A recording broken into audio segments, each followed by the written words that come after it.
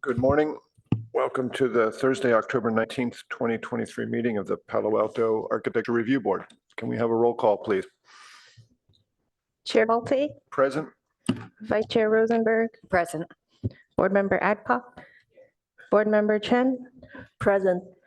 Board Member Hirsch. Present. We have a quorum. Thank you. Sorry, somebody was just mentioning online that they can't see the meeting. Is it recording? Okay, Yeah. okay. I just want to make sure. Are we online properly? Yep, it looks like we are now. Yeah. Thank you. Next item on our agenda is public comment. Are there any members of the public who wish to address us on any item that's not on our agenda today? I have no speaker cards or raised hands. Thank you. Next item on our agenda is additions, changes, and deletions. Staff, do we have any additions, changes, or today. deletions? No changes. Thank you. Next item is city official reports. Staff. Yes, thank you. So hold on one second. So per your request, we did add some of the 2024 meeting dates onto the agenda. Again, if you think you guys are going to miss any meetings as we get into the holidays, just be sure to let me know. And I didn't put it on here, but I have been discussing with the chair the possibility of doing a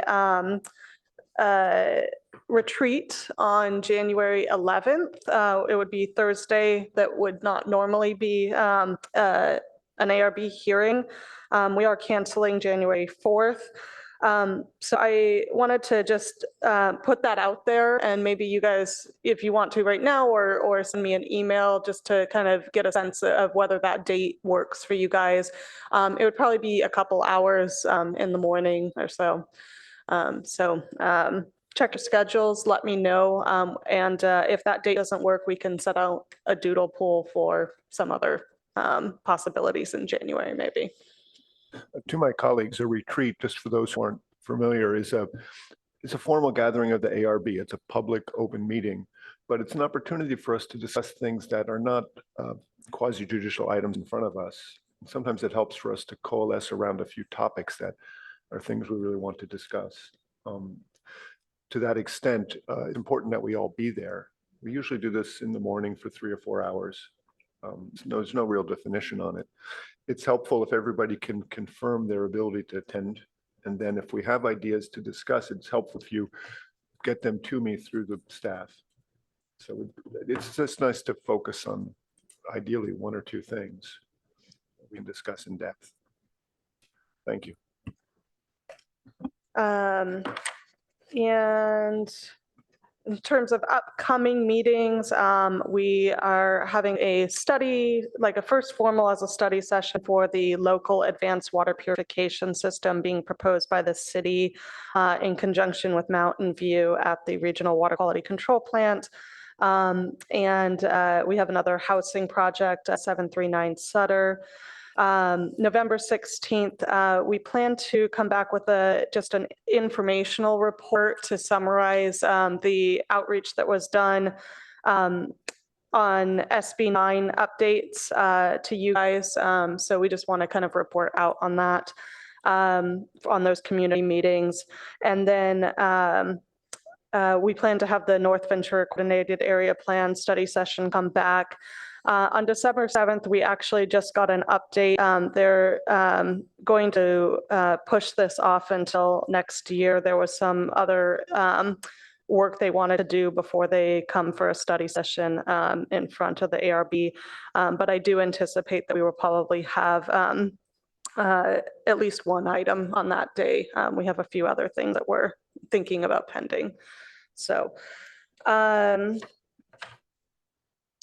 and in terms of, there haven't been any new projects added, I don't believe, since last time.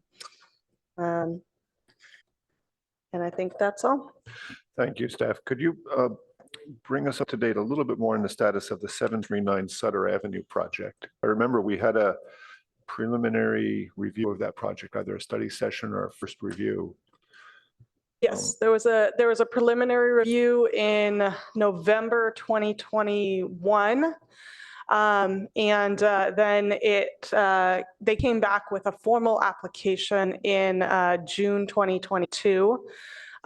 We didn't get revised plans for that until April 2023. And so they actually are no longer subject to Senate Bill 330 requirements, but they are streamlining under the housing development and subject to the objective standards. And you said you now have plans that are being agendized for us to review. What's the status right now of that project? But no, it will be coming to you on November 2nd. Oh, okay, I'm sorry, I Yeah. didn't pick that up. Great, Yeah. okay, thank you very much. Mhm. Okay.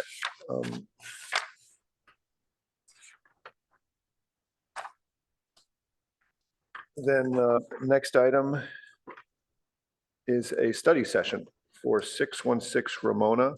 Request for preliminary architecture review for modifications to an office building included in a partial third floor addition utilizing transferred development rights. This is a study session, so we will not do disclosures here. Staff, do we have a report on this project, please?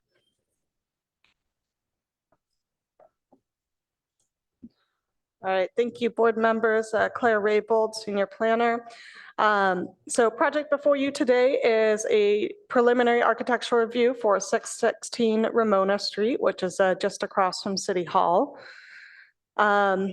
Here's a quick location map, just to give you context of the surrounding zoning in the commercial downtown area and City Hall across the street. The project includes modifications to an existing office building, including facade modifications and a third level addition utilizing transferred development rights. The first floor interior courtyard would be filled in. New outdoor space is added on the third level along with a partial third floor. And no additional vehicle parking is proposed in accordance with AB 2097. They do have 33 spaces paid in lieu to the downtown parking. Bicycle parking has been added to the site. There's none currently existing. Just wanted to note they are adding a trash enclosure. Currently they use the alley that's off-site, but they do plan to add a trash enclosure for the project. So we're just looking for preliminary feedback on the design, particularly the materials and the colors, the neighborhood context, how it kind of fits in with the adjacent buildings, especially the adjacent building to the left of on the streetscape is a historic building. There are pedestrian overlay requirements, so the pedestrian experience, especially given its location, is really important. And I do want to note that there is a special setback of 6 feet. The project does have architectural projections that project into that setback. Comments, thoughts on the bicycle parking as well. So today, no formal action is requested. Following the preliminary review meeting, the applicant may choose to file a formal application. And with that, I will turn it back to you and recommend that you hear from the applicant. Thank you. Do we have any questions of staff before we move forward? Okay, then to the Yeah, I have a question. board member Chen. Thank you. So I have a question. So on the floor plan, it labeled for the ground floor, there could be office or retail use for the double height area. So will the parking requirement be different? No, in the commercial downtown, the parking requirement is the same no matter what. It's 250 Okay, square. thank you. Yeah. Question. Oh, sorry. Go ahead. Sure. Thank you. Board members. So for the renovation, it looks like the first floor is being saved as is. The second floor is being partially demoed and filled in. And then the third floor is in addition, or is that for calculation portion only in terms of like square footage, or is the building getting reconstructed? So they are doing a remodel, not a full reconstruction. So they are filling in the first floor. There's a courtyard on the first floor. So they are taking floor area and filling that in. And then they are modifying and using transfer development rights to add to the third floor. So the portion of the third floor to the right, looking at the streetscape, counts as floor area. The open area, open trellis area does not count toward floor area, but obviously has, features on it. Yeah, now that I understand, but I was wondering, like, in terms of actual construction, is it getting rebuilt? No, Or it, no? it is a remodel, so they are maintaining a certain amount of the walls, but it is considered a substantial remodel. Mhm. So it still needs to comply with, current green building standards and stuff like that. Thank you. Mhm. David, your light is on. Is Oh, that, I'm sorry. Oh, okay. Why don't we hear from the applicant then, Architect Hayes? You'll have 10 minutes to speak. If you could please state and spell your name for our transcriber. Sure thing. Good morning, Chair Balte, again, right? Cycling through. Ken Hayes with Hayes Group Architects. Happy to make the presentation this morning on behalf of our client, Hamilton Investors LLC. I want to thank Planner Raybold for her help in bringing this application before you today. So the site is, interesting. There we go. As Planner Raybold explained, the site's a mid-block site measuring about 50 by 102.5. It has an existing non-conforming grandfathered office building of about 8,300 square feet. It is in the CDCP zone, and so is everything else down Ramona Street. But the other direction towards the downtown, those properties are all CDCP ground floor uses, but we're just outside of that district. The aerial here, so the site located there, we've got 240 Hamilton that is next door, 4 stories, 50 feet, mixed use building. Next to that is a potentially eligible for the California registry. That's right Pasado at I think 630. Hamilton, about 25 feet tall, overlaps the back part of our property. And then down Ramona Street is the Category 2 historic building at 630 Ramona. City Hall Plaza is across the street, and behind us is Lane 11, which is a public alley. Existing streetscape, 616 there is on the kind of on the right-hand side, but it shows the street context. Project statement is to respond to the nature of the site and context. We'll be remodeling the existing 2-story office building, adding a partial 3rd floor with TDR and ADA bonus floor area, expanding outdoor spaces for the enjoyment of building users, and integrating mass timber CLT structural system, considering integrating mass timber CLT construction system, and then integrate sustainable systems and features to improve the building's environmental response. Some of the precedents that we have looked at, trying to connect with nature through plantings, flora, daylighting, lots of daylighting and outdoor spaces. Use, and those are the top photos on the right-hand side. Really love the way a CLT mass timber structure could create a certain amount of warmth, I think, on the streetscape, as well as the environmental benefits of reduced carbon footprint. Lower left, materiality, warm, robust materials, concrete, glass, dark colored metal, kind of picking up on sort of the Spanish colonial revival style of the Ramona Street historic corridor, as well as the building next door.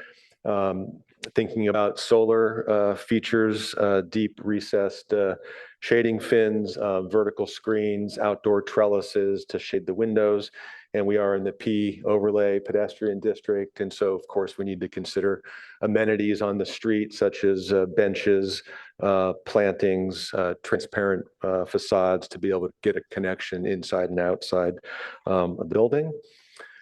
Site plan showing Ramona Street and the alley at the rear. And the solar orientation, as we all know, at 45 degrees in Palo Alto here. So addressing solar shading and so on is going to be important.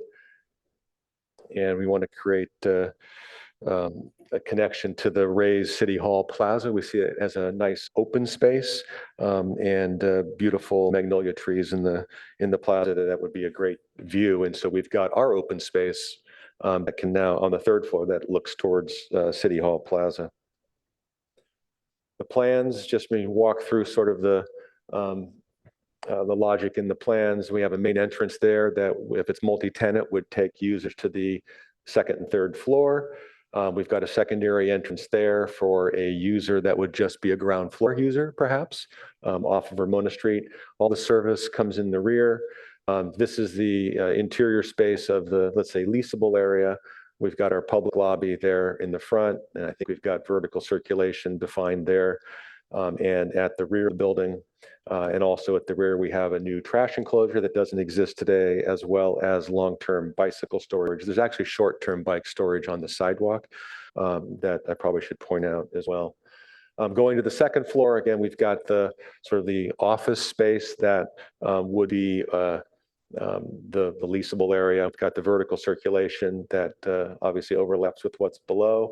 And then we're creating this two-story space. So we're removing the floor in that area and moving it to another area of the building, but while working within the envelope. And so that becomes a two-story space, which gives us a lot more flexibility, I think, in terms of the kind of use that could go in there. And then the third floor office space is colored in blue again. I'm not sure why the loading is shaky like that. And then outdoor terrace that then has some additional plantings and so on. Vertical circulation takes you up there. There is a stair that's just committed now for that terrace. And then we're going to introduce some skylights on that southern side to wash that two-story space, that wall with daylight. So it becomes a nice space. And then some kind of solar shading trellis on that side of the building. And the roof plan has sort of an area for mechanical, a lot of PV arrays on the rooftop, and then the trellis is located there. So this is a real conceptual massing plan when dealing with a non-conforming grandfathered building. It's subject to the shrink wrap rule. So the building on the left is the existing massing. We can't like poke out of that envelope. The drawing in the center are areas that we're reducing from the existing building. So you can always subtract, and then you can always add with bonus floor area. So exempt bonus floor area like seismic bonuses, historic bonuses, or TDR floor area, as well as ADA bonus floor area. And so that's the drawing on the right. So the third floor is being superimposed on top of the volume that is there, which is allowed. This is just a diagram of the sort of the rendering that, is that in reality there. And then at the back, if you were to look at it from the alley side, so the massing of the office space and then the trellis on that side of the building. In terms of the streetscape, the existing streetscape at the top of the screen, the streetscape at the bottom is what we're trying to accomplish with transitioning and stepping down to the historic building. So we go from 240 Hamilton line down to our third floor roof, and then we would drop down to that two-story existing volume, if you will, and then it would transition to the historic building next door. In terms of context, we're trying to relate a little bit more to the building on the left, the historic building, although the vertical fins do relate to 240 Hamilton on the right. But we have this relationship here of kind of taking cues from that historic building with a major and minor massing. And so we see the existing building to the left sort of has this major and minor. And so we've kind of done a similar move here with our building outlined in red, and then the minor massing.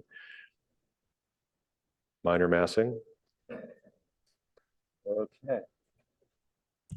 There we go. And then the minor massing located there next to each other. And then we've broken it down even further with the fenestration. So there's this tripart of colonnades on the historic major form. And we've done a similar thing, but with deep recessed window frames on the new building. And then that gets subdivided again into a partie of 6, similar to the building next door, the historic building. And then the minor massing has a large punch in the center, similar to the minor massing of the historic building next door. And then just some 3D views and I'll be finished. And so you can get this view from the south side, so from down Ramona looking towards 240 Hamilton. You can also see the relationship to the vertical fins of 240 Hamilton there as well. And then just the opposite looking the other way towards the historic building. This gives you an idea of what the rooftop trellis would be like. It's going to be open more than 50%, so it's not considered, as Planner Raybold said, as floor area, but creates wonderful outdoor space. This is the, let's say, the entrance for the elevator lobby and the stories above. We'd like to introduce some kind of a bench at that entrance, along with the landscaping on either side. And then this is the other side where we have landscaping as well as the large opening that would be frameless glass with a canopy that helps define that. But you're looking into a 2-story space, right? So it can be really exciting, I think. And then on the 3rd floor, we would have obviously lots of glass for that 3rd floor office space, but then create this serene space up on that 3rd floor. This is looking towards the alley. And so City Hall Plaza is the other direction. And so we'd like to introduce lots of amenities up there. And then this is the existing and this is the proposed. And so I think that's the last slide on my deck. So I'm happy to answer any questions that you have. Thanks. Thank you, Architect Hayes. Before we go into questions, let's quickly open this to public comment. Do we have any members of the public who wish to address us on this item? No, I have no speaker cards or raised hands. Thank you. Okay, so we'll close this to public comment. Do we have any questions of the applicant on this presentation? I have, Board Member Adcock, you had questions earlier that were perhaps better directed to Architect Hayes. I think so, yes. So, and just for my education, when you do a TDR transfer of square footage, is it, and also for the existing, is it required that the floor areas like levels stay as is? And the reason I ask is the building seems very short floor to floor. And I don't know what the existing structure is, and I really commend your, interest in going to CLT, but I don't know how that would weave into the existing structure and might actually make your floor to floor height even more problematic. And in your elevation, you can totally see that where the soffit line is even lower than your building on the right, and the historic building on the left as well. So that is my first question regarding like how the structure would all weave in. And also related to that, on your elevation, I don't see the floor lines registered in the glass. So I was curious, like if that would be butted up against, because you will have a rated stair structure that is not quite aligning with the mullion. Like how is all of that guts going to register on the elevation? Yeah, so at this stage, we haven't worked into those, to that level of detail at the preliminary. But our objective would be the stair, the rated wall for the stair on the interior would certainly align with a mullion on the exterior. In terms of the structure, so we are keeping the 2 long walls of the building. So the existing CMU walls that run the 102 feet will remain. Everything else on the inside is going to be rebuilt. And the CLT will, that's our hope, okay, would be a new structure inside. So we can't be any taller than the existing building because of the shrink wrap rule, all right, with anything other than exempt floor area. So any exempt floor area can go outside the envelope. So with the CLT, we're able to keep that, right now it's wood frame with drop beams, very residential-like in terms of its framing. I believe we're 10 feet floor to floor. So with CLT, we've introduced a column line down the center of the building, and we believe that that column line will be the only column line and that we can span with, an 8-inch CLT across that, from the bearing wall to the column line in the center for the office of the second floor. And that's going to be then 10 feet to the third floor. So it is tight, right? But it does overlook the 2-story space that runs the length of the building. And so we thought that would be a really good amenity, sort of a trade-off. Removing the floor on the left-hand side of the building and making that, let's say it's probably going to be 18 feet inside, or 19 feet inside, really, helps that space and kind of celebrates that volume. Once we get to the exempt floor area, our height is 50 feet. And so the third floor could be up to 50 feet. I think we're 40. Yeah, I was going to It's say, hard it's to not remember. proposed at that Yeah. height. You have Yeah. nine. Actually, the building next door is floor to floor. 50, so we're not as high as the building next door. 39, 39 You're feet We're 39. plus the mechanical equipment wasn't noted, but the 39 feet to the. Okay. So somewhere, I mean, this is a preliminary, so we've got a lot of work to do Yeah. still. Planner Raybold, could you walk us through the shrink wrap rule? I'd rather hear it from you what that rule really is, please. Yeah, I was actually going to note, I think our interpretation slightly differs. So the shrink wrap rule is requiring the non-complying floor area basically not increase the envelope of the building at all. And you can't move floor area from like basement level or lower levels, I think, to above levels. But you can use transferred development rights and you can increase that shrink wrap using transferred development rights. So that is allowed. And you can move floor area down. And you can move floor area down. Yes, yeah. So they can fill in that courtyard with, ADA compliant or exempt space or other. And this is a part of the zoning code, or is this just a policy that's? So been- it's been not determined? specifically clear in the code, but it's how it's been interpreted for all projects with transferred development rights in the past. Is it a written policy though, or is this something that's just? I don't think it's a understood by written, experienced I don't think it's a written policy.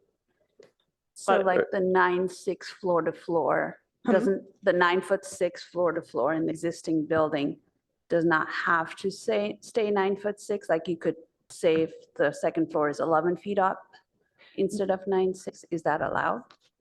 Anything that's not transferred development rights has to remain within the envelope of what's existing, is my understanding. Anywhere in that envelope.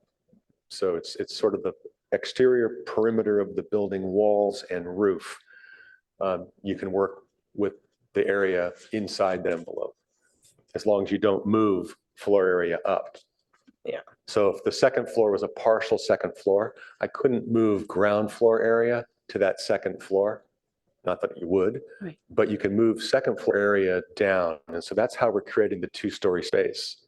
Removing that floor area and infilling the courtyard and throwing away 200 square feet in that process. Because there's not as much floor area to fill the courtyard that we're removing from the second floor. Yeah, then what I'm asking is, it's still second floor, whether it's 9'6" or 11 feet, Yeah. right? So could you do that? Right. Because the soffit as you enter the building looks like 7'6", even in your rendering. I think you could change the first floor as much as you want, but the second floor, I believe, still has to stay within the envelope.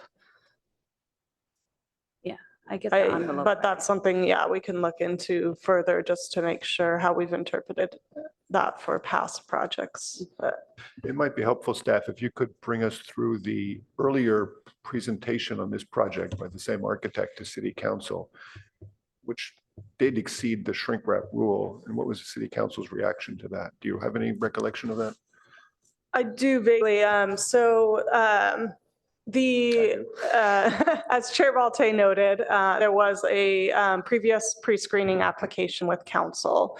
And what was proposed in that was essentially moving floor area around in a manner that expanded the envelope without using transfer development rights.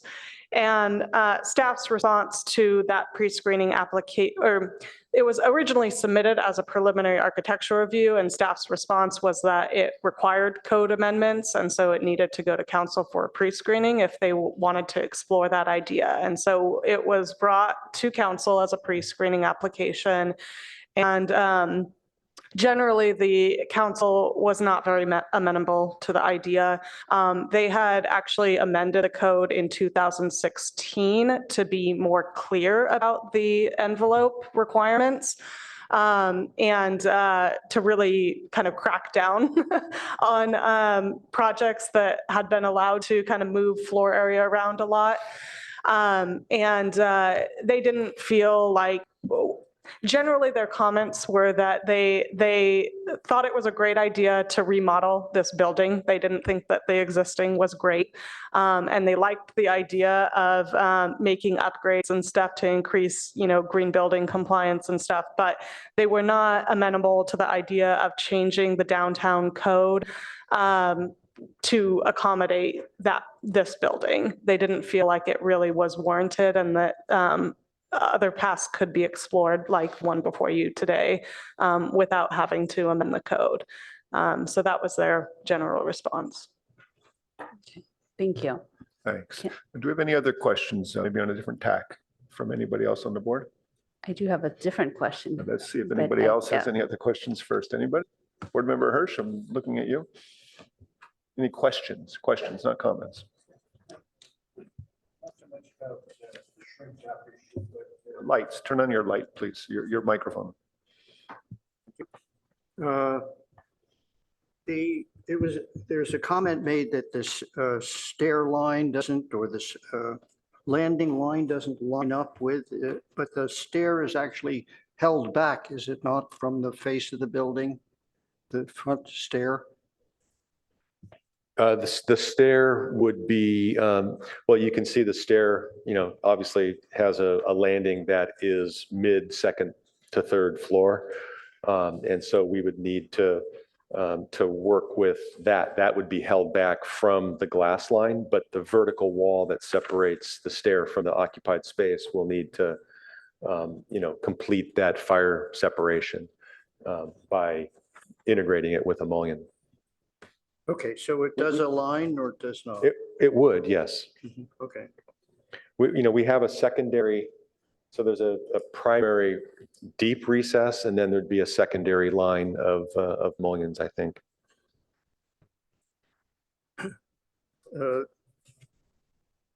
There was also a comment made about projecting the building into the airspace in the front of the building.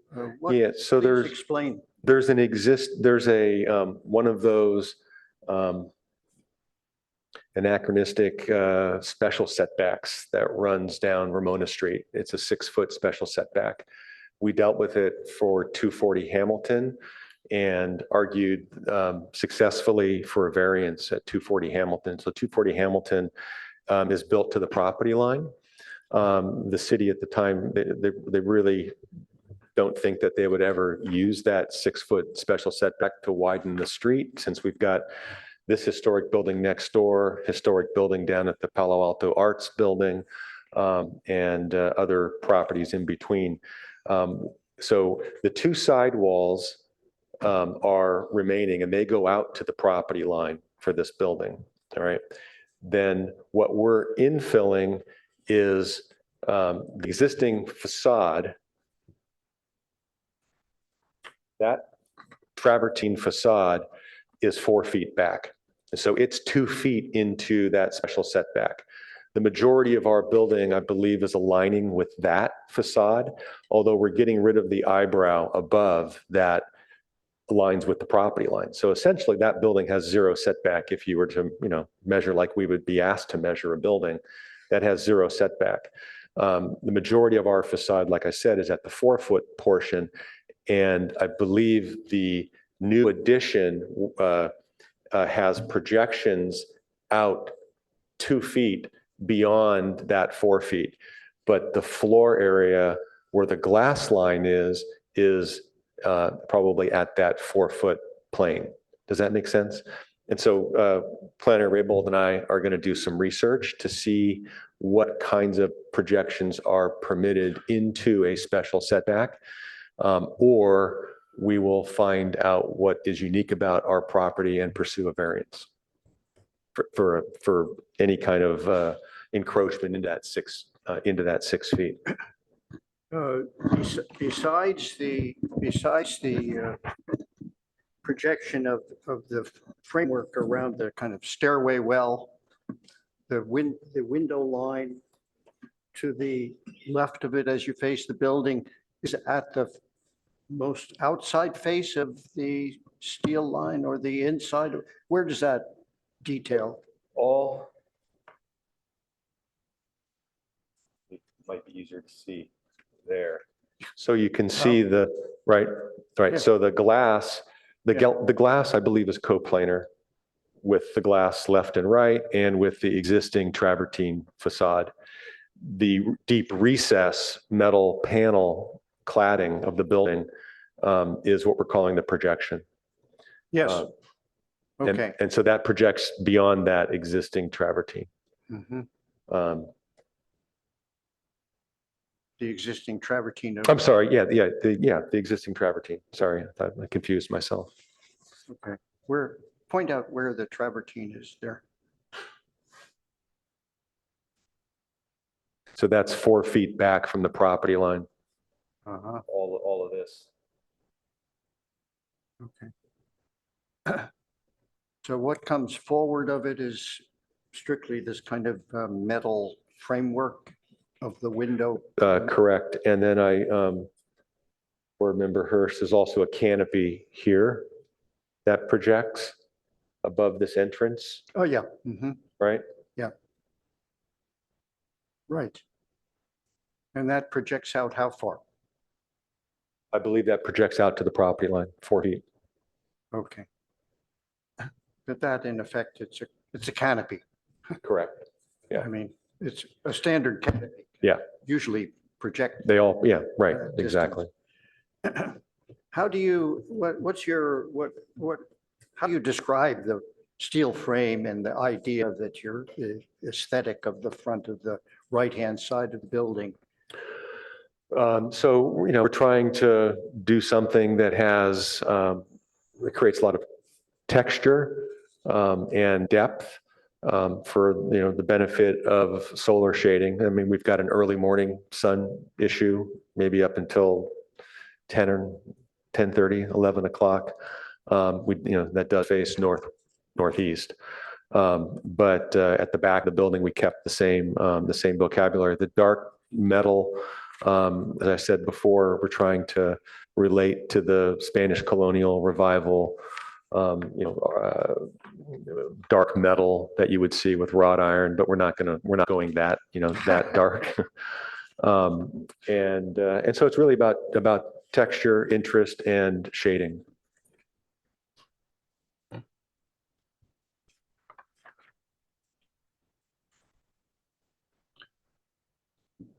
Any other questions from the board members for the applicant? Well, I'm I just sorry, are want you to still- find out one more question. We're looking at some circle lighting within the building. Is that what the round bulbs are? What are they? It's just entourage. You haven't figured it out yet, basically, right? Okay. Okay, It that's wasn't fine. worth the time when I saw it to ask somebody to change it. Okay, it's one of those. Okay, thank you. Yeah, thank you. Board member Hirsch, can we, Yeah, we can move on. Board member Rosenberg, go ahead. Morning. All right, I've got a couple quick questions. Number one is in regards to drawing A 3.2. And it's showing sort of this, you know, you can see the first floor, the second floor, and then this sort of interstitial space on that third floor. Is that going to be a mezzanine area, or is that simply a roof over the Toilet rooms. stairwell and toilet? Yeah. And Yeah, that's it? because we want to see the whole space above. Perfect. But there's not going to be any access up there, nothing usable? Somebody's going to Can't have to be. dust it at some point? They call it floor area. Yeah, right. Okay, so is that being counted as floor area? No, Okay. no. And there's, again, no access? No access, correct. Okay. And actually going back to one of the other renderings in your presentation, where we can sort of see that terraced view, if you don't mind trying to find that one for me, it shows the side railing, that one right there. Can you point out where the skylights would be in this rendering? The skylights will be in this landscape edge. In the bushes? Yeah, in the bushes. Okay. Yeah. I love the idea of the skylight going down. I'm curious what your thoughts are in relationship to how much planting is appropriate next to and or over those skylights. What's the goal? Yeah, so it depends, I think, if we want, if we want the skylights to feel like they've, you've got some movement, right, to the light from outside. Again, the plant material there is a placeholder. We do want the light to come down into the space. If they're translucent and we had, plant material, probably wouldn't be as interesting as if we had clear skylights that you could see up and through. But again, it's an idea that we'd like to promote. We need to, it's only been our team so far. So the next step after this is to take your comments and then get the rest of our design team on board and get their recommendations for that sort of thing. So in a way, it's eyewash right now. And based on this rendering, it looks like those skylights are sort of lifted above the floor plane. Is that correct? Yes, yeah. So the whole, the planter is all going to need to be raised planter. Yeah. So yeah. Okay. Excellent. Thank you very much. A couple small questions. I noticed also that you have 2 bicycle parking spaces in the rear, and that's it. There's only 2 and they're in the rear. And those are long-term bike parking? Those are long-term. Yeah. Okay. The short term's in front. And where, can you point out where the short-term parking is in front? So the short isn't shown on the, let's see. It's shown on. A10. A 1.0? Yeah, and transportation has asked that we move it so that it's in front of the entrance, so that there's more width to the sidewalk. Okay. Is there any requirement for the number of bicycle parking spaces? Yeah. Okay. Yeah, And and you guys are meeting those minimums? Yeah. I do have it in the attachments, so let me double check. It's on A1, a 0.7. Bicycle parking, 2 long-term and 2 short-term is what's required. Beautiful, thank you. And then the access for those rear 2, would that be considered to be going down the alleyways? Down the alleyway? Yeah. Yeah. Okay. Not through the building? I suppose you could take it through the building, right? We have a ramp at the back. The alley is higher than the street. And so there's a ramp that you could go up to put your bike in there. An interior door probably doesn't make a whole lot of sense just because we don't know who the tenants are going to be. And if it's a separate tenant on the ground floor, then only they get to use the bike storage. Right. Okay. And then final question is just, actually 2 questions. So it looks like there's a railing to the left of this terrace as well. How tall do you anticipate that railing being? Because in this rendering, it looks almost like that railing is coming up to the height of the mid spandrel. Yeah, so we don't want to look at the roof next door. So you're going to shield all of that? Yeah. Great. And then last question is, how many people do you anticipate using this building?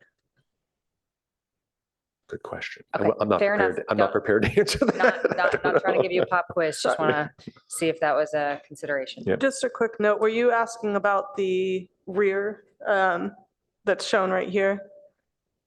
It looks like it's going across the rear and along the whole side. Correct. See Okay. if I can. Yeah, mark so it this does down. run down that whole left-hand side. So yeah, it would be, I'm not sure I can do this. Hang on. Uh, Sometimes I can mark it up, but yes, that whole left side behind the bushes and then across the back as well.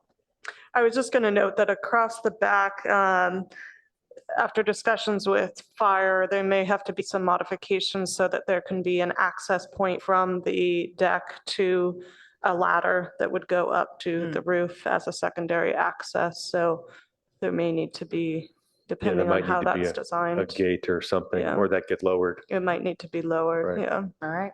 But we do have, the roof at the back of the building is the elevation of the existing building. Mhm. And so it's, it's probably this high above the terrace level. All right. Thank you very much. Yep, thank you. Board Member Chen, you had some questions? Hi, thank you. Hi. May I ask who can access to the roof terrace? Is it open to public or is just the tenant in this building? Yeah, the intention is for it to be used by the tenant of the building. So if it's a single building user, there'd be one tenant using it. If there's a tenant just on the third floor, it would be their terrace. Okay, so there will be doors. It's not Yeah, just so a window. there's doors. So we didn't show the swinging doors. My fire pointed that out at the DRC yesterday. But we want sliding doors so it can open up, but we need to have swinging doors, obviously. It'll be an A occupancy. I see, thank you. And I also like to follow up with what Board Member Adcock just mentioned about the lower soffit line. So could you please explain the design intent of that? Why it is lower compared to the adjacent buildings? So let me go to the drawing. So what is everyone talking about? When you see the first floor, it seems like you're on purpose lower, this line here. We're relating to the top of the window opening of the historic building next door. Okay, So I think this is 10 feet. 240 Hamilton, I believe, is 10 feet. I think that scale's too big as this transitions down Ramona Street. Maybe 9 feet would be more appropriate, and then it could step down again. The window at the historic building is 8 feet. So we're at 8 feet right now. So 8 feet is to the opening. Eight. Okay, Yeah, 8 feet would be, can you see my cursor? yeah, sure. Yeah, right there. That would be 8 feet. Okay. Right now, the bottom of that. Okay, thank you. Board Member Adcock, you had additional questions. Yes, thank you, Chair Walton. Board Member Rosenberg already asked my question about the mezzanine, so thank you for that. But follow up on that, like, I think it was mentioned earlier as well as far as roof access. So from the first stair that's facing on the edge, would there be access to the roof as well? Because you have PVs and all kinds So of that, maintenance. that stair will have a ladder that goes through a hatch to the roof. Yeah. It's a 20-foot tall ladder. Yeah, whatever it needs to be to get up there, right? Okay. And one minor question / comment in terms of your mechanical screen enclosure, it is not capturing the elevator. Is that intentional? Because I assume you will have at least some vents, if nothing else, an elevator vent that will be outboard of your screen area. I'm not so Yeah, I'm not so, I mean, the elevator is does not need to extend through the roof, right? Because we've got, Correct. our height is higher than the hoist beam. Right. At that point. But you would and still so we need might some have- sort of vent on the elevator which would shaft. be in the roof plane itself, right? So, if the screen, so we don't have information on the mechanical system yet and what kind of, we're going to have fans and VRFs, condensers up there. That's going to have to be adjusted to work with that. The screen. But the objective would be to hide as much as we can. We're also not showing the solar panels in this 3D, but we'd have PV panels up there as Yeah, well. it's on your plans though. Yeah. One last material question on the screen around the terrace, that's roughly a floor high. That plus the trellis, is that intended to be wood, metal? Right now, we're thinking metal. Okay. Thank you. Sure, go ahead. Yeah, it sort of raises the question with the low ceiling line on the first floor and the mechanical issue, and you haven't really studied it yet. So can you describe what your thoughts are about keeping the floor such a restricted floor height? Yeah, so we've got some core on that second floor where we have janitor's closet, toilet rooms, and so on, where if we needed to locate fan coils, we could do fan coils up there that could supply to that space. The two-story space, I would imagine we would have just exposed duct distribution, I would think, and then we don't really have an issue once we get to the third floor. But I imagine that we'll be looking at a VRF system. So we're not running big ducts around. We're running, just condenser refrigerant and then locating fan coils above, concealed areas where we can do that. So you don't plan on dropping the ceiling at all then in the? No, if we go CLT, Okay. we just want to celebrate it, I think. Yeah. Okay. Can you describe a little bit more on this framework? The fins are they're metal, there's steel. Yeah, so it's either going to be an ACM product, so aluminum composite, metal, or aluminum plate, I would think. Okay. And set up as a rain screen where we have it as a cladding.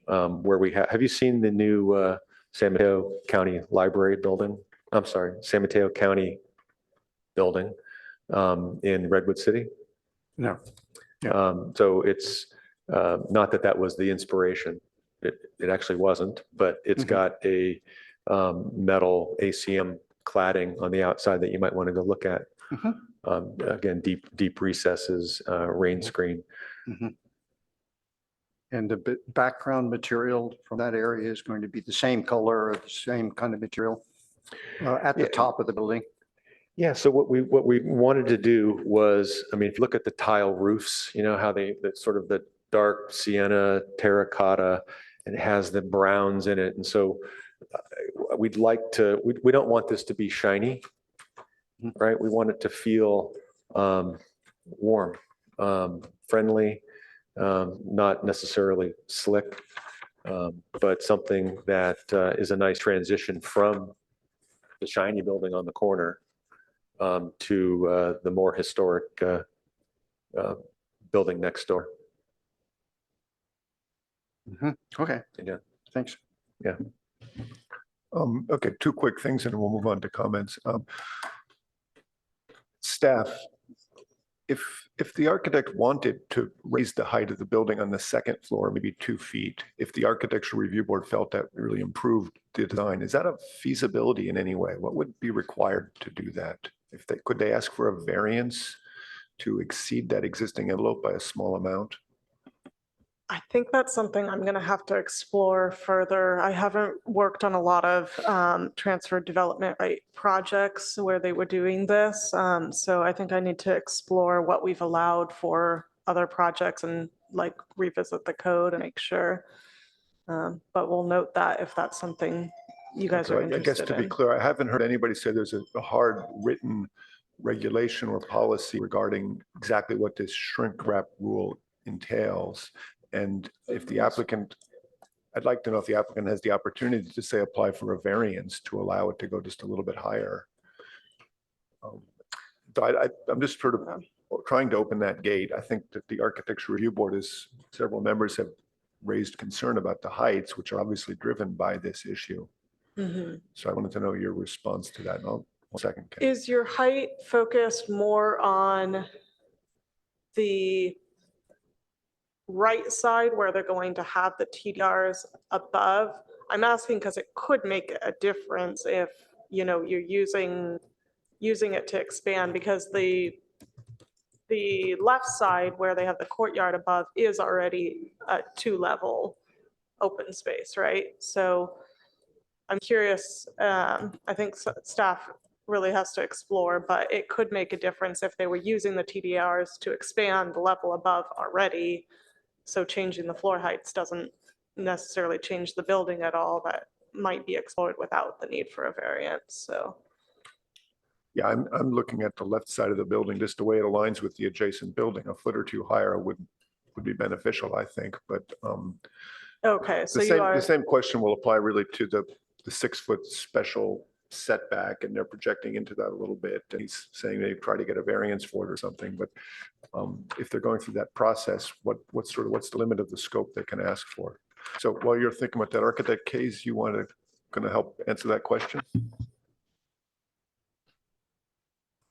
Do you see I'm that? pulling up the code, oh dear. So it is in the code.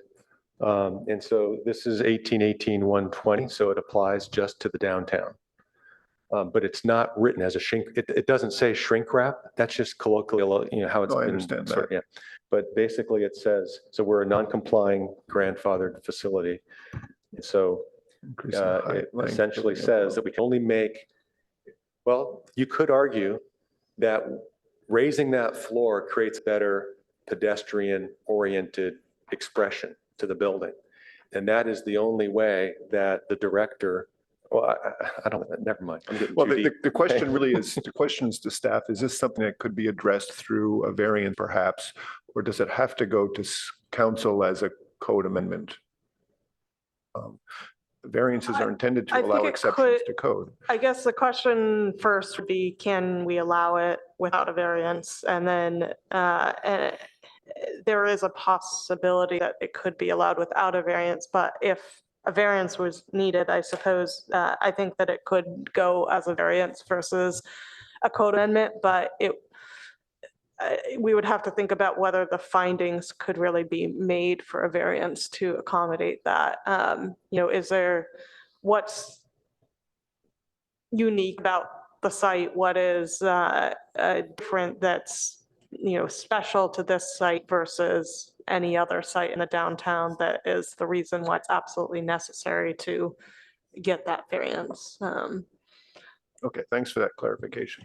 My other question has to do with the parking. Could you explain to me how that's being measured on this project, existing and proposed situation? Yeah, so they are meeting code in terms of parking through in lieu parking spaces for the existing building, existing floor area. With the addition, they would be technically required to provide 41 spaces. So they have 33 right now, so an increase in 8 spaces? Math is bad. But because it is within a half mile of a major transit stop, Caltrain, the city cannot impose a minimum parking requirement. And so they are not technically required to provide vehicular parking. Now, we can still impose bicycle parking requirements, and so we are still imposing those to improve the site from existing conditions. And there's nothing in the state bill that prohibits us from, doing either a transportation demand management plan or requiring as conditions of approval something like transit passes. I think that internally, staff has been discussing that when it's 10 spaces or less, we'd be more interested in implementing a condition of approval on a project to provide transit passes versus doing a full TDM plan that requires monitoring components.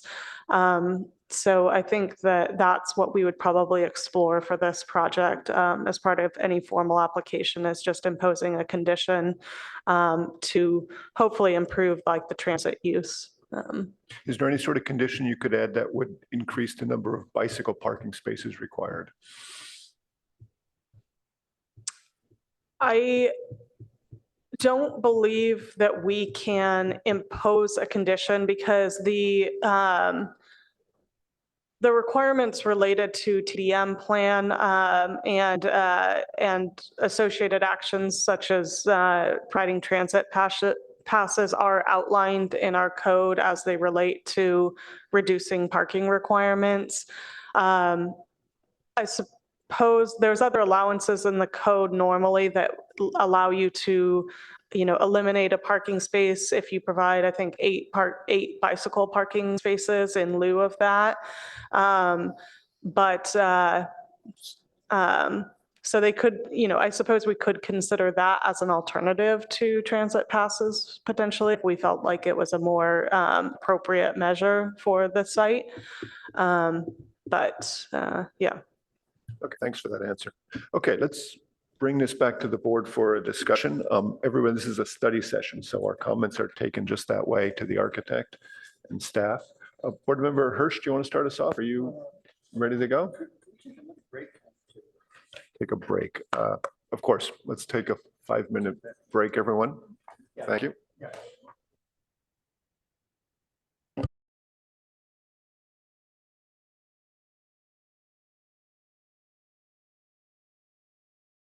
Can we get started again? So we were going to start off with comments from Board Member Hirsch. Go ahead, David, please. All right, so I've learned my lesson. I talk right into the speaker. Yes, please do speak that way. Yeah. I think we've, thank you very much, Mr. Ken Hayes. Thanks, for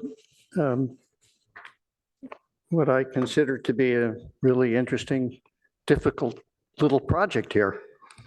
And the way in which it's dealt with. I have to say that I find the explanation for it being somehow influenced by the Spanish history here a little bit extreme here. It's a real modern building, and the color doesn't kind of make that distinction, especially when the Spanish buildings have the kind of insert element that you're talking about, that darker wood element to it relative to the stucco wall, in which we really don't have that kind of a building here.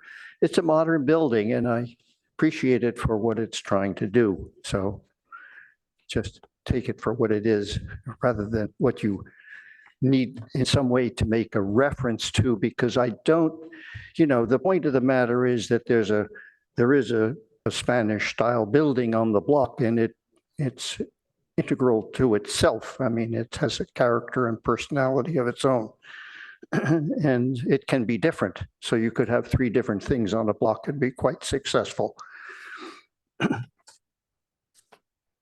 I think that the discussion has led to a lot of concern about the first floor. And I'm not sure that you show it to us in a scale in which we can really appreciate it. And maybe if you did, we might have a problem with it in the fact that it's quite a low line relative to the to the floor line of the adjacent Spanish building, really, which is expressed. So I don't know whether aligning with the top of the window is better than top of the neighboring window is as appropriate as aligning with the floor line or whatever it is in the adjacent building that establishes that line. So it seems to me you're going to you're making sort of problems for yourself mechanically, kind of with the first floor. I'm sorry. I can't hear you. But I may Please have sit down. misrepresented something. We'll come back to you, I promise. Yeah, welcome back. You could answer the question. Let's keep our comments as comments, please. Sure. That is a comment that I'm making, is that I believe that you should be, I believe that at the very least, you need to show us at a larger scale exactly how that relationship is developed there on the ceiling of the first floor. And it's very hard with the drawings at the scale that they're at for us to understand that. And I think Chair Bolte has made a good point about it being something that should be allowed, maybe, the opportunity to make a change in that first floor height. That's probably the more significant item in this discussion that we've had so far, in my opinion, anyhow. I mean, I find that the aesthetics otherwise are quite nice. The proportions actually then, if they are sort of the way they remain close to the way they are, of the grill and the top of the building, et cetera, work pretty well. You have a lot of examples to show for it elsewhere. Some of them I think are also quite interesting, but that it is in a way isn't pushing so hard that it sort of is too much of a standout, but it's enough of a modern look to it, in my opinion, that it's going to sit nicely and not compete with its neighbor, particularly the Spanish style.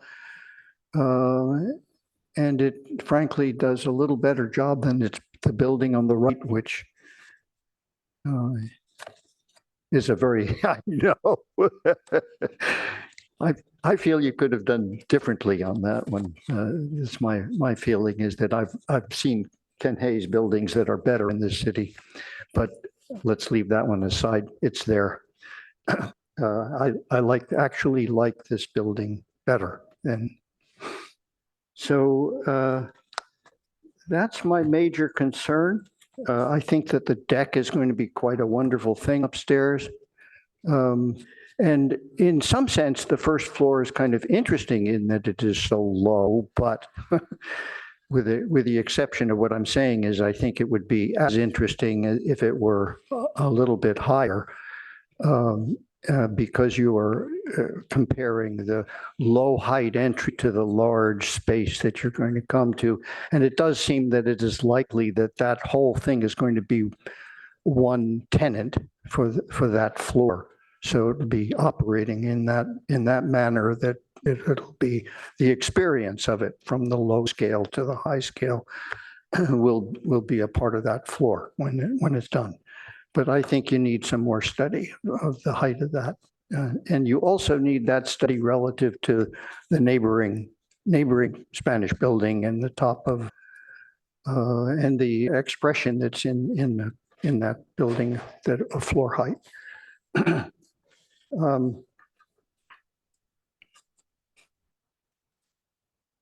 I noticed that the actual building next door doesn't go all the way back at the full height line.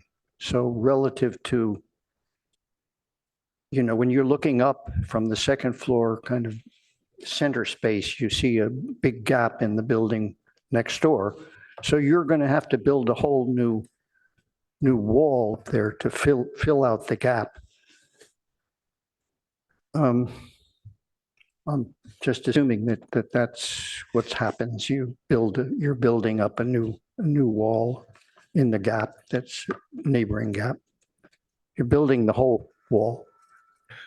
Okay. All right. Well, I don't really have too much more to say. Thank you, Board Member Hirsch. Okay, so we're going to continue with Board Member Rosenberg. Before that, to clarify the question so everybody's happy. Board Member Rosenberg has checked on the drawings. What is the floor-to-floor heights of the first and second floor? It's noted on sheet A 3.1 as the first floor being 0 and the second floor as 9'6". So it's a 9'6" floor to floor as noted on sheet A 3.1. So Architect Hayes, is that correct? Yeah, so he's shaking his head, yes. So everyone here is clear that we're looking at a 9'6" floor to floor, first to second floor. We want to be clear with our comments that we're understanding the building correctly. Yeah. Okay, Board Member. And for further clarification, it is 10 feet floor to floor. Excuse me, it's also 9'6" from second floor to third floor, also 9'6". So first to second and second to third are both 9'6" floor to floor. Okay, thank you for that clarification. So why don't you proceed with your comments? Perfect. Architect Hayes, thank you very much for the presentation. Love seeing your work. And I have a list of items. I'm going to try and be brief. Things that I like, things that I have concerns about, and then a laundry list of just nitpicky things in the plans. So starting off always with things that I love, I actually really am again, modernist and minimalist at heart, so it's very fond of the aesthetics of this building in general. The dark color, I would love to get the material board sample to see what sort of texture, if there's any shininess to the metal, how bronze versus black this really is going to read. So having the materials board, as always, with the formal presentation would be excellent. The thing that sort of concerns me does relate a little bit back to this floor-to-floor height in that you're building a 3-story building that's really showcasing itself like a 4-story. Really, on the right-hand side, it almost looks like the 4 levels where you've sort of partitioned off the windows, the gridding is changing, things like that. And while you do have this grand space above the mezzanine, and that 3rd floor really is a 20-foot ceiling for the most part, with the exception of the bathrooms, which is going to be soaring, open, very vibrant space. The building is really reading as a 4-story building, which is just, I guess the question would be, does it really need to? Or can it really read as a 3-story versus a 4-story? And again, that's not for me to state. It's just a question for you guys. I'm going to circle back to some of the things I like as well. I love this terrace. I love the 2nd story on the 1st floor. I think that those big open spaces are going to be beautiful. I love the idea of the skylights coming down into that that 1st floor double height space. I would caution that we, take our inspiration from IMPay to some extent and make sure that we make sure that those light actually does get in, right? So his East Gallery is very successful with that. And I think that could be a really striking moment in this building. I wouldn't want it to get lost among the shrubs. While I share my co-board members' concerns about that 1st floor being 8 feet tall to the ceiling, or maybe it's 8'6", depending upon structural. I'm a little less concerned about the feel of it, since it really is only half of that 1st floor space. That might be used for private offices where the 8 foot isn't so concerning. Now, that being said, we have had other presentations by other architects over the time that they say we can't even rent it if it's less than 9'6". So again, that's a architect concern, but for me personally, I'm a little bit less concerned about that 8-foot height, simply because of the huge atrium on the other side. And I think you're balancing this building very nicely, having some of these spaces go back and forth. But I can see the concerns about the front facade sort of bouncing up and down to some extent with its neighbors, and would be supportive of this building getting a few feet taller, should that be allowed. I think that would be a benefit, big benefit to this building. All right, let's get to the laundry list items. Cover page, I'd love to see floor area and new floor area. I think you've done very clear explanations of the TDRs and what spaces are moving where. I really appreciate those types of diagrams. The site plan, I'd love to see a little bit more of that back building area. If you've got this alleyway that may be used to get bike egress, it'd be helpful to see how those bikes actually make it to those back storage areas. On that note of bike storage, you've got some space back there. It might be kind of nice to get some more bike parking spaces in that back side of the building. And maybe they are accessed from the alley. Maybe they're not even inside the building. They're just bike parking, and it becomes a little bit more of a useful daily space for the people in the building. Again, food for thought. Love to see mechanical systems, or at least an idea of them, where you're proposing the open exposed ducting versus the in-system ducting. We really need to see those special setbacks on the 1st floor. We need to have that noted where that special setback is, so that we can see how far over the building is extending. 3rd floor, showing the planter edging a little cleaner, showing the railing. And my final comment is so minor, and I just need to say it. The bench in the rendering is killing me. It's right in the front, it's right in the pathway. And I love the idea of the bench. I always think that that's a nice thing to have, but maybe there's a better specific location for it than what feels like the actual pathway itself. Overall, great work. Thank you very much. Really looking forward to the next iteration. Thank you. Board Member Chen, you're like next. Thank you again for your presentation. I think there are lots of features I like for this design. And first, I'd like to thank you for choosing remodeling the building instead of tear down and building a new one. It will save lots of the embodied carbon. And second, I do appreciate you respect the historic 2-story building on the left. I think it's compatible to with the context. And thank you for your study about the openings and the floor height, things like that. And also consider the relationship with the City Hall Plaza. And there are also other features I like the open partial of the existing second floor and to create the double floor height space for the retail office. And also I like the south facing terrace and also create the skylight, bring more natural light to the lower level.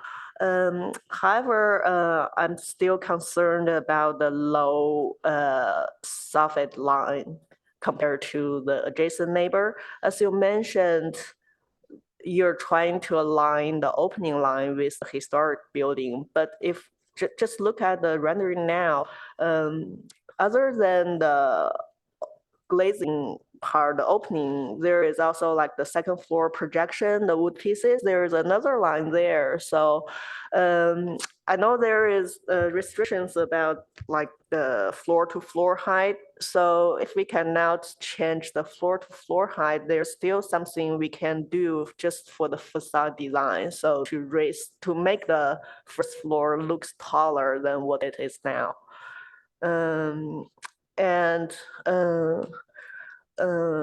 One comment about Vice Chair Rosemary just mentioned about the two-story height for the third floor. At first, I was also, the first impression is, yeah, the third floor looks tall. And is it necessary? I also asked the same question. But when I look at the elevations and the spaces you created, I think to some extent it's reasonable because it balanced the ground floor two-story retail and also it has the good height for the roof terrace. So you can bring out the outdoor height continue to the inside. So I think to some extent it makes sense to have like 18-foot or 20-foot tall for the third floor.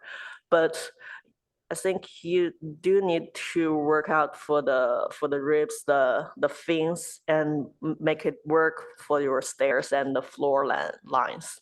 That's all my comments. Thank you. Thank you. Board Member Adcock.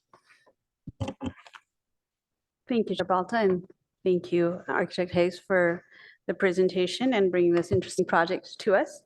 I do have a few comments, and we're kind of circling around the same topic, but when I look at your section on A 3.2, you are stepping down the structure anyway, as you would need to for the terrace outside for pavers and all that good stuff. And I think that's where you're also trying to maintain the relationship with the other building, the existing floor to floor. Looking at the code, and I was reading the same thing last night, I was like, is it really building height restriction or floor to floor? None of the write-up says floor to floor, right? So I think I don't think it's even a variance issue to say on the right side of the building where you're using TDR that you could go, 10, 6, 11 feet floor to floor, because your span from your column line to the middle of the building is like 24 feet. If you were to span that with CLT, you're thicker than a 7-ply, right? Which is already almost a foot thick. And down the middle of the building where you have the column line where you have to put beams there, then you have a foot left to get under the 7.6 code minimum ceiling height, which you just can't do with a beam. So I think it's prudent to see if we can raise the floor to floor height. And at least personal opinion, I think you can just based on what the code reads. And that would give you, because your third floor, it's 2,000 square feet plus minus, does not need to have 20 feet floor, floor to floor, even, to keep your same massing look, which I appreciate, like kind of the large volume of the outdoor space and the indoor space. But I think the lower floors could push up and have especially on the first floor, your line of beams is going to make a head knocker situation between the single story and the double height space. So that's, the floor to floor. And for board member 10, I think I appreciate keeping the existing floor area, but I think for most part, you're rebuilding other than the party line. So, but, in all of our work, there's kind of balancing act of what's worth saving in a wood frame two-story building is probably could recycle a lot of that material, but it doesn't make for a new three-story building with it. I have a separate question, comment about the stair shaft on the back. So I see how you're kind of turning it to kind of maximize the trash area. But given that, you know, you're going three-story, you have a rated shaft situation, I think keeping the stairs simple will help with, especially with, you know, I'm working on CLT project and trying to get a rating on it for a stair shaft which, you know, snowballs into supporting structure needs to be rated. So I urge you to just simplify that back structure, back stair, just to minimize the required rating, which really poo-poos on exposed wood structure. And one last comment is regarding your lower roof area on the backside. You're not showing any mechanical there, but I think you'll end up needing some mechanical there to serve the first floor and the double height, which will help minimize your duct runs and all that stuff. So I think embracing that and addressing it early will help your project. That's all. Thank you. Thank you, Board Member Adcock. Thank you, colleagues. Excellent comments, which I agree with everyone. This is an excellent building. I can easily support this and make the findings that are necessary. To that extent, though, I'm going to address, I don't know who's staff or the applicant, if there's a way to make it a little bit taller on the ground floor, you'd really help the building. If we're trying to claim this as retail space, which is what we want to encourage, you know, 9'6" floor to floor minus the structure and maybe mechanical stuff isn't going to cut it. We all know that. If we're making them do this, they would love to make taller, but for this shrink wrap rule, which is, I think, in the code, okay, but there must be some way to give them a little bit more space. So to that effect, I'll suggest to the architect what Board Member Adcock just mentioned made sense. You could raise the right-hand side of the building successfully. On the left-hand side, if you kept the height of the existing roof as it is, but put on top of that a new deck, which was raised up maybe 2 feet, would that be allowed? Is that a deck is not considered a structure perhaps, and maybe on top of the roof that would then allow the floor to floor for the new third floor space and everybody get close to what they want. So I just would love to see some creative thinking on behalf of the architect, obviously, and staff. How can we help get this over the finish line as a really good building by letting them have just a little more height? I understand they came in aggressively with something that the city council really didn't like, but there must be a way to give them a little bit more because it would make for a much better building to do that. So it's a great design, though. I can't argue with that. Yes, go ahead, Board Member. I was just going to note, so we'll definitely look into options. I do want to be clear. I was maybe misunderstanding the changes to the first floor, floor to ceiling height are not a problem at all. That can be done within the code. It's more about the overall envelope. And so we'll certainly take those comments and explore what options they have for that. But yeah. Okay, so I'd like to see if any board members want to add to it, and I'd like to have the architect also just respond to see if they understood what we said. So does anybody else have anything to follow up on? Board Member Yeah, Hirsch, just you had asked for something. sort of concerned about the front issue of extending into the setback plane. If I have this correct. You know, there's sort of, some of that is a sort of what you might call a decorative element, which in a residential building, you can do those kind of things. But in a commercial building, I guess there's more limitations that way in the code. Well, I think that there should be some exceptions also in a similar way in which Chair Bolte is saying this rule is just too rigid for this particular building. That those are decorative elements. They're a part of the front facade as a decoration. When you have canopies on the top of a door, they can extend all the way out. Whereas if you have these smaller elements, which will create shadow lines, et cetera, you're really creating a problem. Well, I think there should be exceptions somehow to those particular regulations when you come up with a creative design as you have here. Okay, that's just a general comment, and maybe there's some way around it that planning could help you with. Sure, thanks for that. I think, so my staff report did indicate that a variance would be required. I think we're going to look at the code a little bit closer. So there have been allowances for architectural components. To Board Member Rosenberg's comment, it was a little bit unclear from the plans exactly where the setback was and what was encroaching. So there are allowances, as you noted, in residential and under some of the commercial districts. I don't know that that allowance has been extended to special setbacks typically, but the purpose of the special setback is really for more for ground floor level components like pedestrian improvements, widening, bicycle improvement, widening, or particular. And so, they may need to get a variance if there are no code exceptions for it. But we'll certainly explore that criteria and whether they can do that. Thank you. And I'd like to jump in here with a quick question to Claire.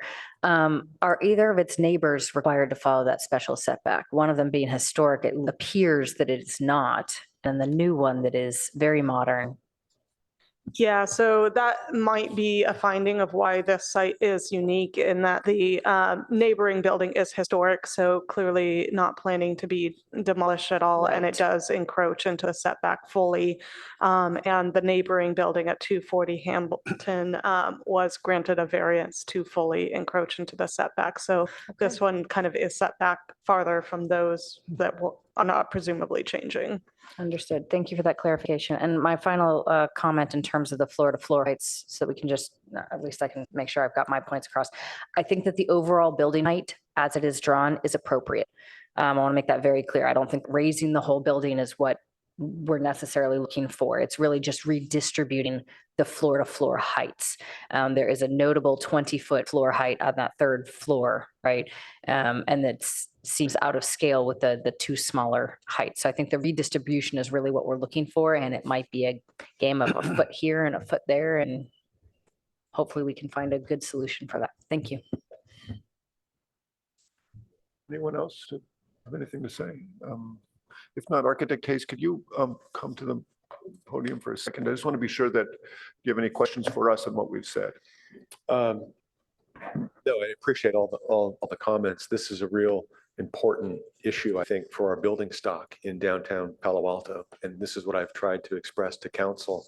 I'd be happy to meet with any of you to share with you what I know about this shrink wrap rule that in my mind has the risk of stagnating the development of good quality building stock in the downtown, because these are rare owners willing to do what they're doing on an existing building that is subject to the shrink wrap rule. And other building owners say they can't do anything. Why would they rebuild an existing building with 10-foot ceiling, 10-foot floor to floor heights? I was just thankful that we were able to have a breakthrough on how to handle it here. If we can raise the floor height, that'd be great. But we've been going around on this project for a year and a half with council, with city staff, with the planning department. I think it needs to come from you guys. And I'm happy to help you along that way. So let's take a straw poll on the board. How do we all feel about the idea of allowing this type of building to exceed the height by, say, a 10% exception or something? I mean, just ballpark, is this something that we would support in principle? Absolutely. Board Member Chen, what's your thought? Yes. I certainly would support that. Yes, and in fact, I would love to just view that 10% because 10% might be not quite enough. I know, but short answer, yes. Yes, so short answer is we're unanimous. Yeah, so I think that, and I hope that can be expressed, that the council should know that we're unanimous for this change. Realistic, it's realistic. But I think Agreed. council on this particular project was warm to the idea, but then if it meant changing the code, it applies to the whole downtown. But I think that's what needs to happen. It needs to apply to the whole downtown at some point. I know we're just talking about this project today, but Yeah, I don't want to get into any discussion about other code changes that aren't. I may agendized, become an so. activist. Thank you, Architect Hayes. Agreed. One other point on that, though, is again, like, we're not asking for the roof height that's from the shrink wrap rule to change, right? But within the right side where the floor to floor is not written in the code to say it has to stay the same. And for downtown stock, like 8 foot, it might go even to 7.6 with all the structure, is not a leasable property very easily versus as soon as you have 9 feet, 10 feet, it becomes a much more, leasable space. And therefore, I think we should support, and we're not asking it to be like 16 feet floor to floor. Maybe if there's instead of 10%, if there's kind of like some way to like, say the upper limit but a lot of these old downtown buildings with the wood frame structure are pushing 10 feet floor to floor, which in the future is hard to use. Well, I want to correct you though, that I think we are saying that it'd be okay for the existing height of the roof to be exceeded a little bit. And it's common to have downtown 20, 22-foot building height, interiors like we're seeing. And in a modern building, that's kind of limiting. That's what we're talking about. Just another 2 feet makes enormous difference. It sounds like one last- another 2 feet is the code change versus if the roof stays the same, but in the TDR area. Well, I'm Then- hopeful it's not a code change, but Yeah. a staff interpretation. Yeah. And that's really a Agreed. question of whether this could be a variance. Yeah. And it'd be perfectly fine with me to make it a variance requirement, but Yeah. just to allow it. Because Yeah. right now, architects and building owners just think it won't work. Right. So why waste their time? Yeah. And in that code 1818, section E, it did say that the ARB specifically can allow for minor exceptions to height if it's deemed Yeah, appropriate, may I read Is that? that right? especially for Yeah. pedestrians. May I read this right here? Actually, I'd prefer to have Claire. Staff. Could you confirm, please, what that's saying?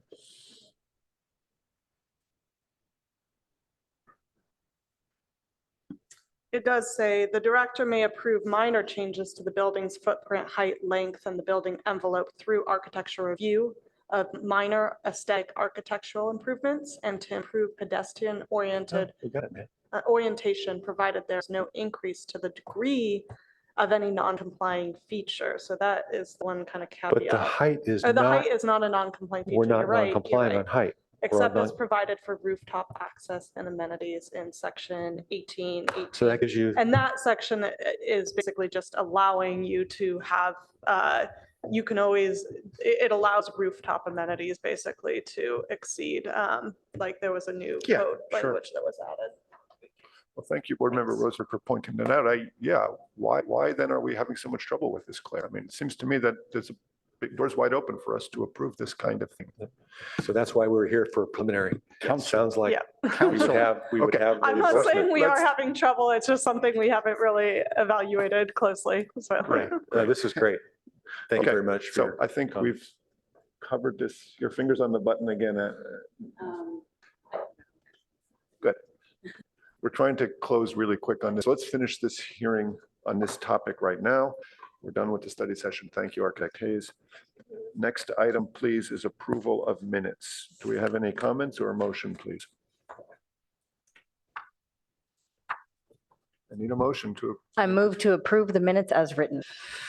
thank you. Do we have a second? Second. Motion moved and seconded. Can we have a roll call vote, please? Board Member Adcock? Board Member Chen? Yes. Board Member Hirsch? Yes. Vice Chair Rosenberg? Yes. Chair Balte? Yes. Motion carries 401. Okay, thank you very much. Next item on our agenda is board member questions, comments, and announcements. Do we have any members of the board who have any questions, comments, or announcements? No? Great. Then with that, we are adjourned. We will pick up again at 10:25 with our ad hoc meeting.